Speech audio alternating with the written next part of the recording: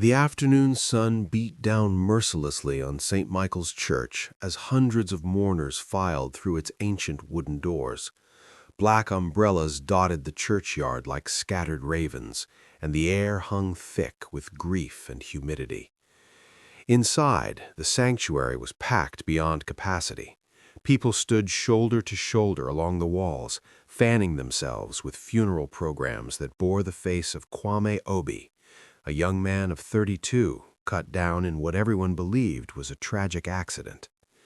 At the front of the church, a mahogany casket rested on a platform, surrounded by wilting white lilies. The flowers had been fresh that morning, but the oppressive heat had already begun to claim them, much like death had claimed the man inside. Seated in the front pew was Amara Obi, the widow. She wore a traditional black wrapper and blouse, her head covered in black lace. Her eyes were swollen from 3 days of continuous tears. But there was something else in those eyes, something the mourners couldn't quite identify. Was it grief, or was it guilt? Perhaps it was rage. Her hand rested protectively on her stomach, where a 3-month pregnancy was just beginning to show. Most of the congregation knew about the baby. They'd whispered about it in hushed tones over the past few days. "At least she has something of him left," they said, "a piece of Kwame to remember him by." If only they knew the truth.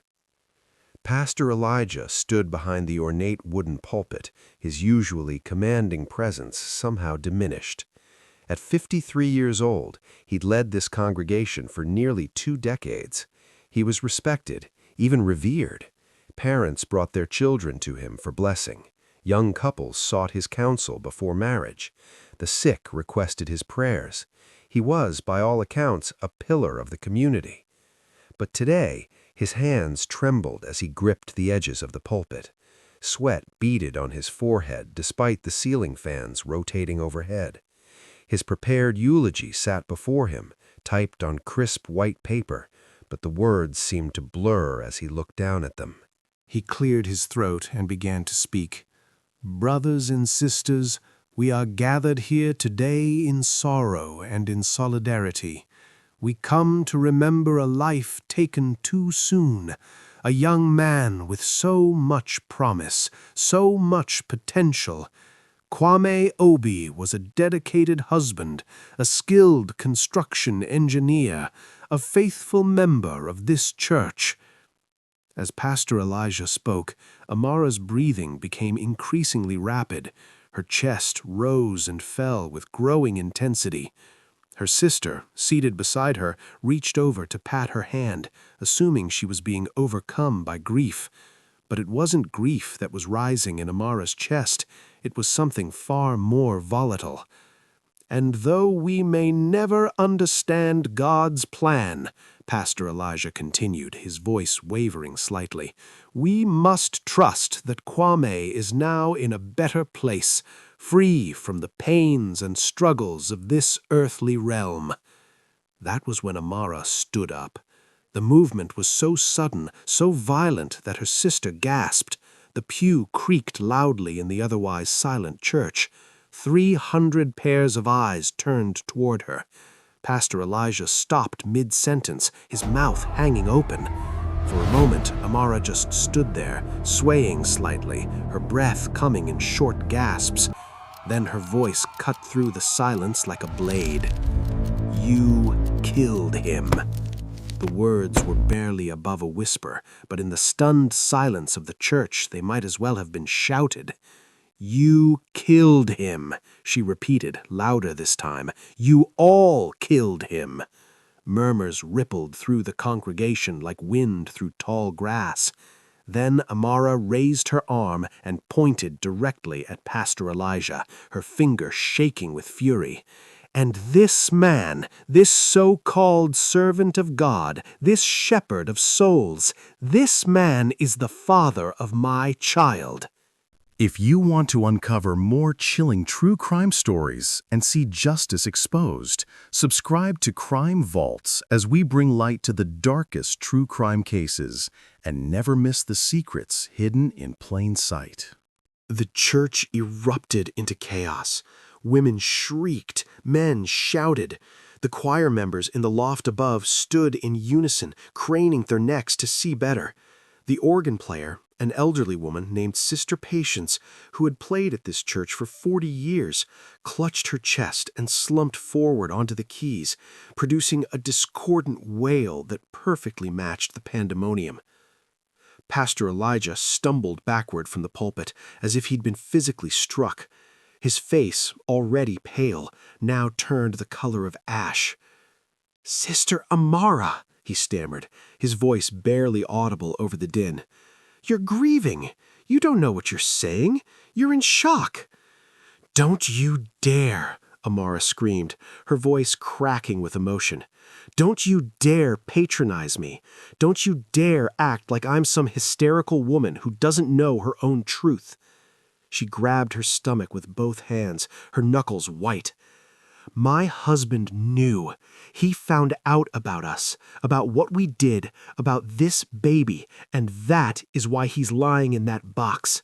That is why I'm standing here, 3 months pregnant, burying the only man who ever truly loved me." Tears streamed down her face now, mixing with her makeup, creating dark rivers on her cheeks. "He confronted you, didn't he, Pastor? 3 nights ago, up in that bell tower, and you couldn't let the truth come out.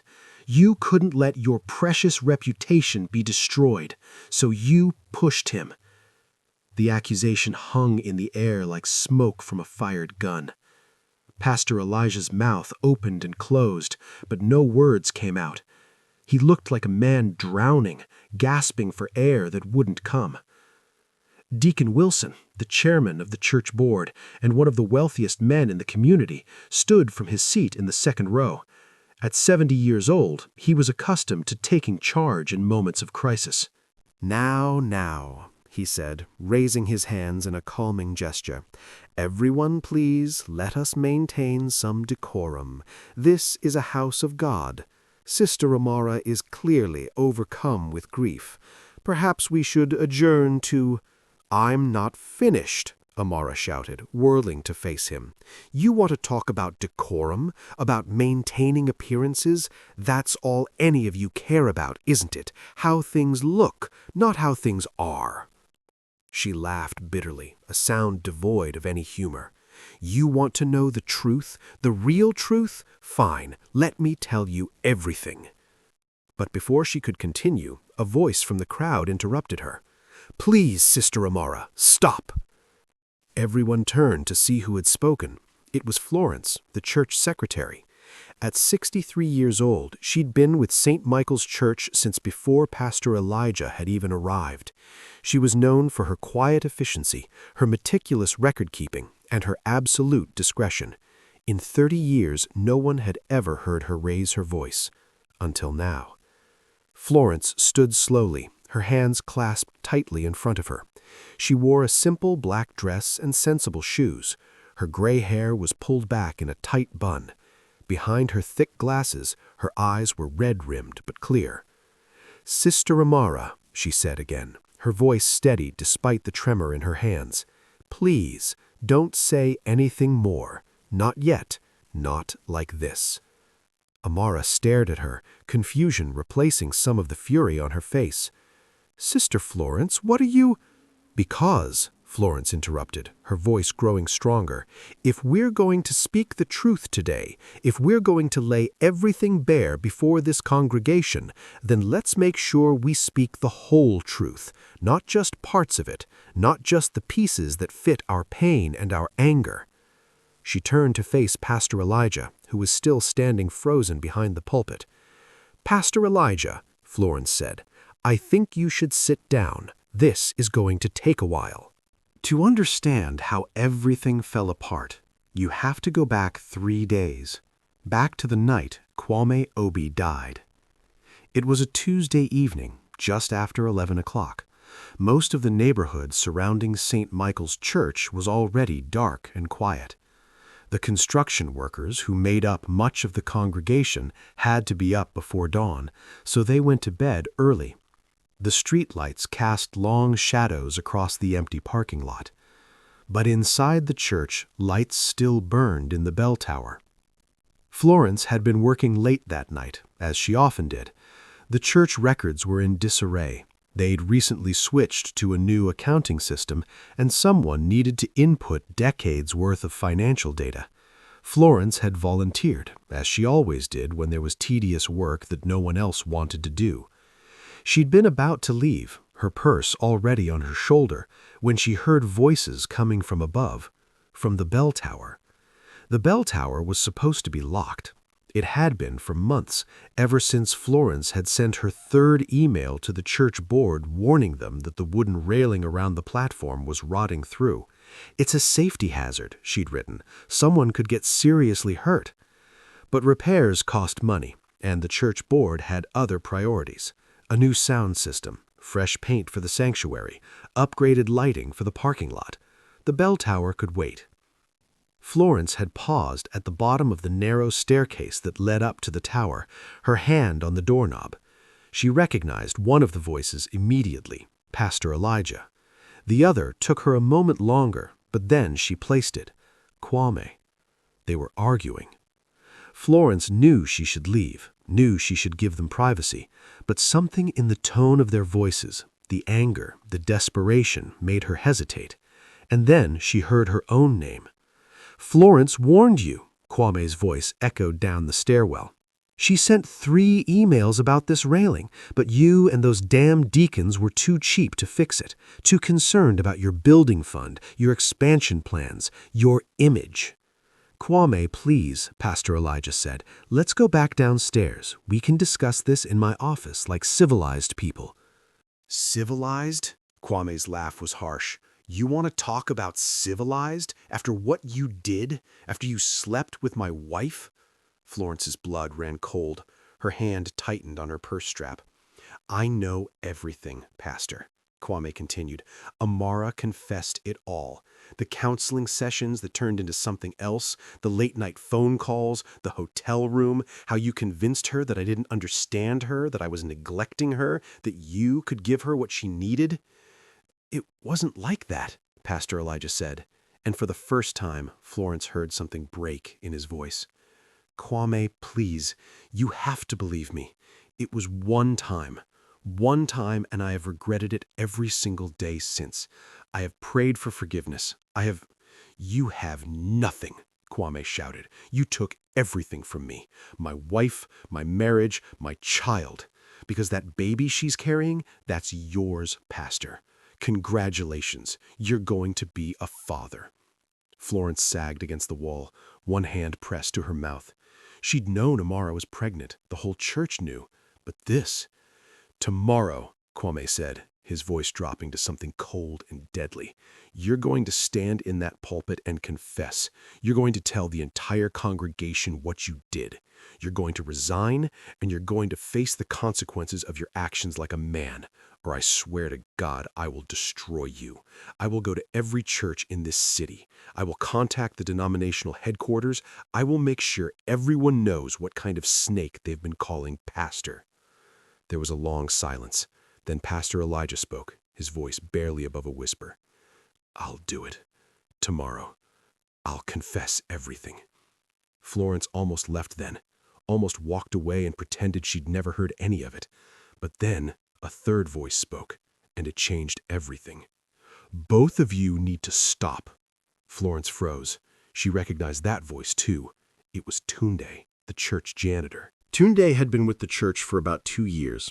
He was a quiet man, maybe 30 years old, who kept to himself and did his work efficiently. He arrived before everyone else and left after everyone else, ensuring that the church was always spotless. People barely noticed him, which was exactly how he seemed to prefer it. But now, in the bell tower, his voice carried an authority that Florence had never heard from him before.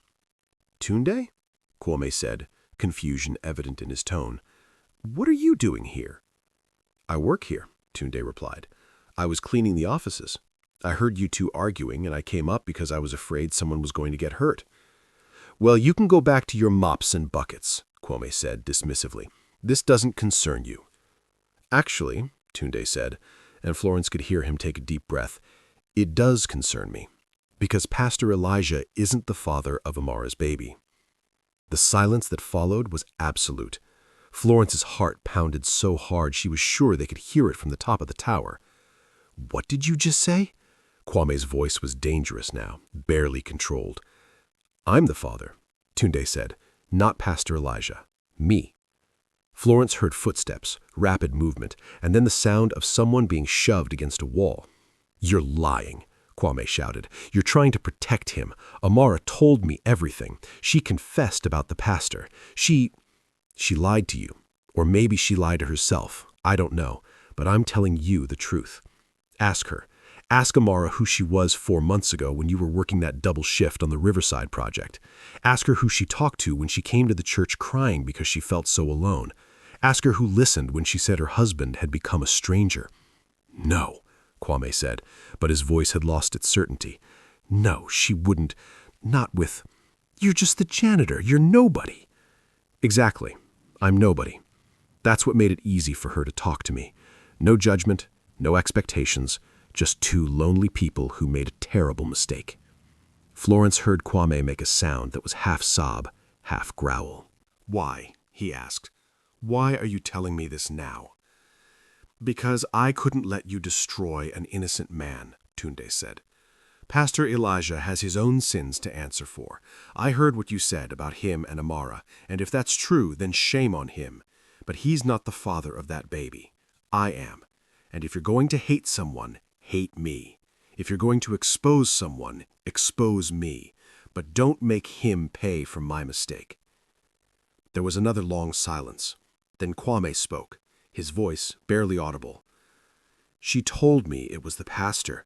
She looked me in the eyes and told me." "Maybe she was confused," Tunde suggested. "Maybe the timeline got mixed up in her head. Maybe she wanted it to be him instead of me. I don't know. All I know is that I'm telling you the truth." Florence heard footsteps again, pacing back and forth.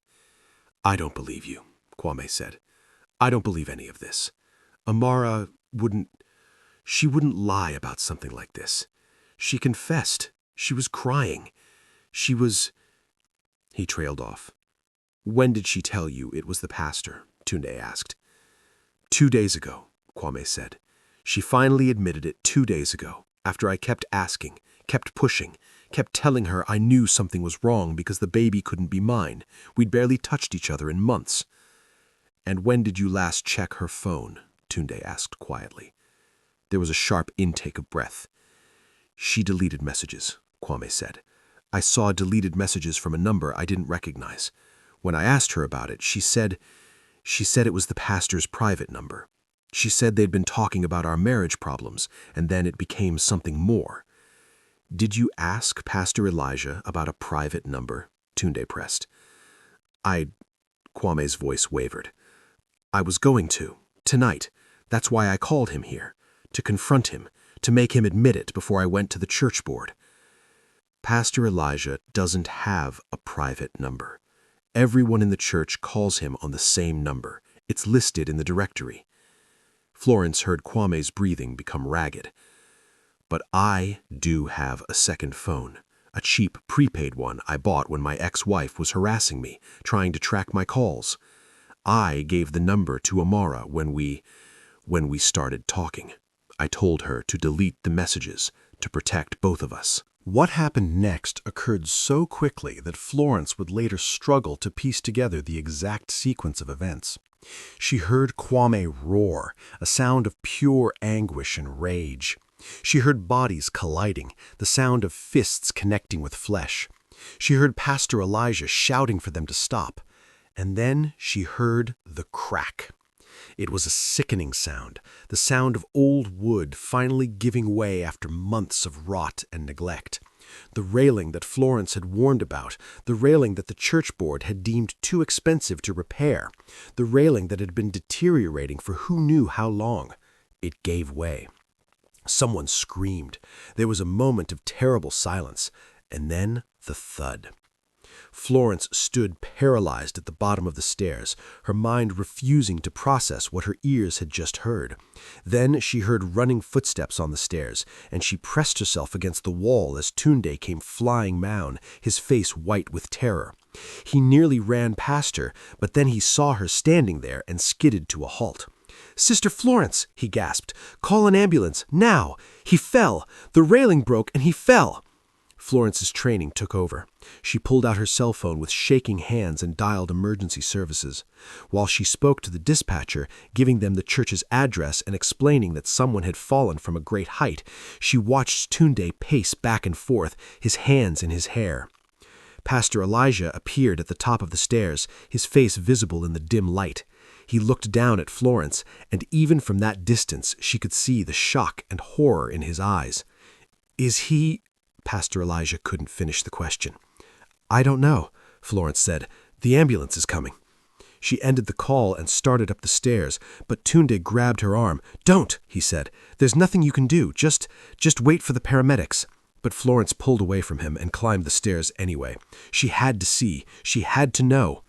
At the top, Pastor Elijah stood near the broken railing, staring down at the church parking lot below. Florence joined him, and together they looked down at the crumpled form of Kwame Obi lying on the concrete, illuminated by the harsh glow of the parking lot lights.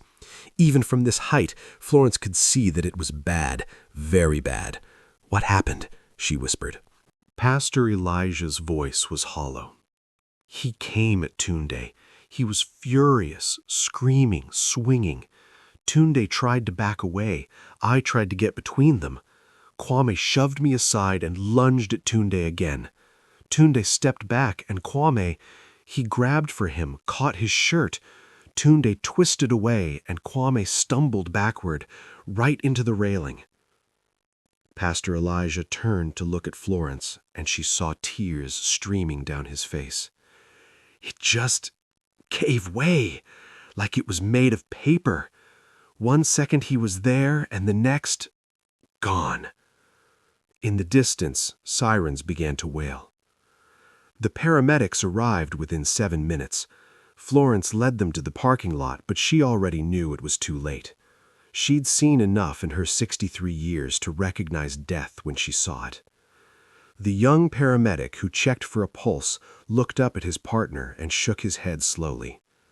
"Time of death, 11:47 p.m., he said quietly. Within the hour, the parking lot was swarming with police cars. Detective Okafor arrived, a tired-looking man in his 40s who'd seen too many deaths in his career. He separated them, Pastor Elijah in his office, Tunde in the fellowship hall, Florence in the church library, and interviewed each of them individually. When he came to Florence, she told him everything she'd heard, every word, every revelation. Detective Okafor had listened carefully, taking notes in a worn leather notebook. When she finished, he'd looked at her for a long moment. "And you're willing to testify to all of this?" he asked. "If I have to," Florence said, "but I pray it doesn't come to that." The detective had ruled it an accidental death. The broken railing, the struggle, the tragic fall, it all added up to a terrible accident, not a crime. But he'd warned all three of them that if any new information came to light, if the widow made an accusation, if there was any reason to suspect foul play, the investigation would be reopened. And now, 3 days later, here they stood in the middle of Kwame's funeral, and the widow was indeed making accusations. Back in the present moment, the church was still in chaos. Amara stood in the center aisle, her chest heaving, looking back and forth between Pastor Elijah and Florence like a cornered animal. "What are you talking about, Sister Florence?" Amara demanded. "What whole truth? I know the truth. I lived it. Pastor Elijah and I, we had an affair, and my husband found out, and now he's dead." Florence stepped into the aisle, moving slowly, as if approaching something dangerous and unpredictable. "Sister Amara," she said gently, "I know you believe that. I know you've convinced yourself of that narrative, but it's not the truth, or at least, it's not the whole truth." "How would you know?" Amara spat. "You're just the church secretary. You file papers and answer phones. You don't know anything about my life, about my marriage, about what I've been through." Florence flinched at the words, but held her ground. "You're right," she said quietly. "I don't know everything about your life, but I know what I heard 3 nights ago. I was here, in this church, when your husband died. I heard the conversation that led to his fall. I heard the accusations, and I heard the truth." Amara's face went pale. You were here?" "I was working late," Florence confirmed, "updating the church financial records. I heard voices in the bell tower. I heard Kwame confront Pastor Elijah. I heard everything." She turned to face the congregation, many of whom were still standing, leaning forward, desperate to hear every word. "Kwame did accuse Pastor Elijah of being the father of Amara's baby," Florence said. "That much is true. He came here angry, hurt, betrayed. He was ready to destroy the pastor's reputation, to force a public confession." Pastor Elijah closed his eyes, his hands gripping the pulpit so hard his knuckles had turned white. "But then," Florence continued, "someone else arrived. Someone who'd been cleaning the church offices and heard the argument. Someone who couldn't stay silent while an innocent man was about to be destroyed for a sin he didn't commit." She turned and looked toward the back of the church, where Tunde stood against the wall, his face ashen. "Tunde," she said, tell them what you told Kwame that night." Every head in the church swiveled to look at the janitor. For a moment he didn't move. Then, slowly, he began walking down the center aisle. He walked with the gait of a man going to his own execution. His work boots echoed on the hardwood floor. When he reached the front of the church, he stood before the casket, looking down at it for a long moment. Then he turned to face the congregation. "My name is Tunde Adeyemi," he said, his voice barely audible. "I've worked as the janitor here for 2 years. Most of you don't know me. Most of you have never even spoken to me. I'm invisible. I'm the guy who empties your trash and cleans your bathrooms and mops your floors." He paused, swallowing hard. 4 months ago, I became the father of Amara's unborn child." The gasps that erupted were even louder than before. Amara staggered backward, shaking her head violently. "No," she said. "No, that's not true. You're lying. You're protecting him. "I'm not protecting anyone," Tunde said, looking directly at her. "I'm telling the truth that you've been running from, the truth that you tried to bury by blaming the pastor." "I never—" Amara's voice cracked. "I don't even know you." "Yes, you do," Tunde said softly. "You know me very well. You just chose to forget." Tunde turned to address the congregation again, though his words were clearly meant for Amara. "It was 4 months ago, a Tuesday afternoon. You came to the church to drop off some supplies for the women's ministry. You'd been crying. Your eyes were red and swollen. I was cleaning the fellowship hall and you came in looking for a box of tissues." Amara's hands were trembling now. She wrapped her arms around herself, as if trying to hold herself together. "I asked if you were okay," Tunde continued. "You said you were fine, just allergies, but I could tell you were lying. I said, you don't have to pretend with me. I'm just the janitor. I'm nobody." And you laughed, this sad, broken laugh, and you said, "Yeah, you're nobody, so I guess it doesn't matter if I tell you." He took a deep breath. "You sat down on one of the fellowship hall chairs and you just poured it all out. How your husband was never home, how he was always working, always chasing the next promotion, the next big project. How you tried to tell him you were lonely, but he'd just say he was doing it all for you, for your future. How you'd started coming to Pastor Elijah for counseling, and how he'd told you that your feelings were valid, that you deserved to be heard." Pastor Elijah, still standing at the pulpit, closed his eyes. A single tear rolled down his cheek. "But you said the counseling sessions just made you feel worse," Tunde went on.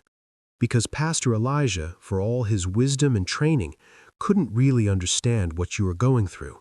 He had a happy marriage, a fulfilling life. He could sympathize, but he couldn't empathize." Tunde's voice dropped lower. You said I was the first person in months who'd actually listened without trying to fix you or judge you. And I told you about my own story, about how my wife left me a year ago, took our 5-year-old daughter, moved to another city, about how I came to work at this church because I needed to be somewhere quiet, somewhere I could be invisible and just exist. In the front pew, an elderly woman was crying softly. Several other people dabbed at their eyes with tissues. We talked for hours that day, Tunde said. When everyone else had left the church, when it was just the two of us, we kept talking. And then, I don't know how it happened exactly. One moment we were two lonely people sharing our pain, and the next, he trailed off, but everyone understood. It was one time, he said firmly. One afternoon, and immediately after we both knew it was wrong. You cried and said you'd betrayed your husband, betrayed your vows. I said I was sorry, that I'd taken advantage of your vulnerability. We agreed never to speak of it again, never to be alone together again. You deleted my number from your phone. I avoided you whenever you came to the church. Amara was openly sobbing now, her entire body shaking. But then, 2 months later, Tunde continued, you discovered you were pregnant, and you knew it couldn't be Kwame's. You'd barely been intimate with him in months. The timeline didn't work. So you had to make a choice. Tell him the truth or tell him a lie. He looked at her with something that might have been pity. You told him it was Pastor Elijah's, Tunde said. Why? Because it was more believable? Because people have affairs with their pastors all the time, but not with the janitor? Because if it was the pastor, at least it meant something. It was someone important, not just nobody. Amara collapsed into the front pew, her hands covering her face. When Kwame confronted me that night, Tunde said, when he came to the bell tower ready to destroy Pastor Elijah's life, I couldn't stay silent. I couldn't let an innocent man be punished for my sin. So I told him the truth. Detective Okafor, who'd been standing quietly in the back of the church, stepped forward. Mr. Adeyemi is correct, the detective said in his authoritative voice. After the incident, we ran a preliminary investigation. The evidence supported his account. More importantly, when we offered Mrs. Obi the option of a paternity test, which could be performed even during pregnancy, she declined. All eyes turned to Amara.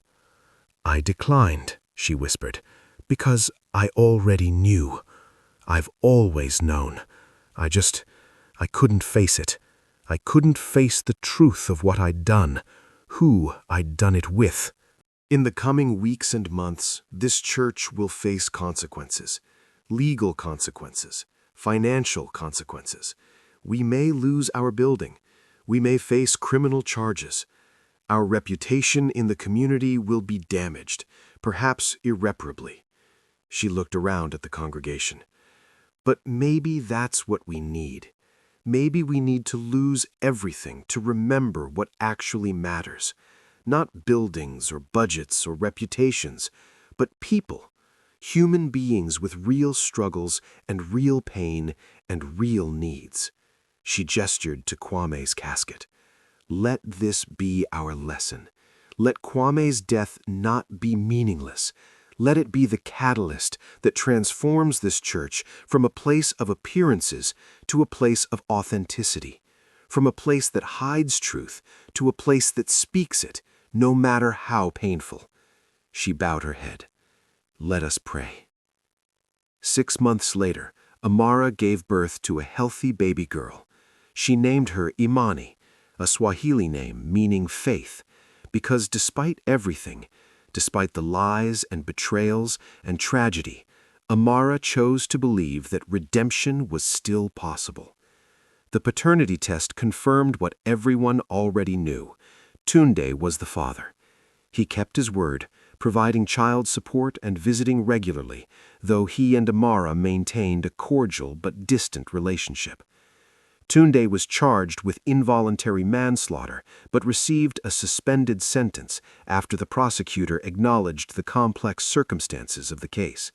He left the church and found work at a community center, where he led support groups for lonely and struggling people. Pastor Elijah moved to another city and began working as a counselor at a crisis center. He never returned to pastoral ministry, feeling that his failure at St. Michael's disqualified him from that calling. The church board faced a civil lawsuit from Amara. They settled out of court for an undisclosed amount. Deacon Wilson and 2 other board members resigned. No criminal charges were filed, but the church implemented strict new safety protocols and oversight procedures. Florence remained as church secretary under the new interim pastor. In the church office, she kept a small photo of Kwame Obi on her desk, a reminder that record-keeping and administrative details aren't just bureaucratic tasks. Sometimes they're the difference between life and death. And every year, on the anniversary of Kwame's death, Amara brings baby Imani to visit his grave. She tells her daughter stories about a man who loved deeply, worked hard, and died too young. A man who deserved better than the truth that killed him. If you want to uncover more chilling true crime stories and see justice exposed, subscribe to Crime Vaults as we bring light to the darkest true crime cases and never miss the secrets hidden in plain sight.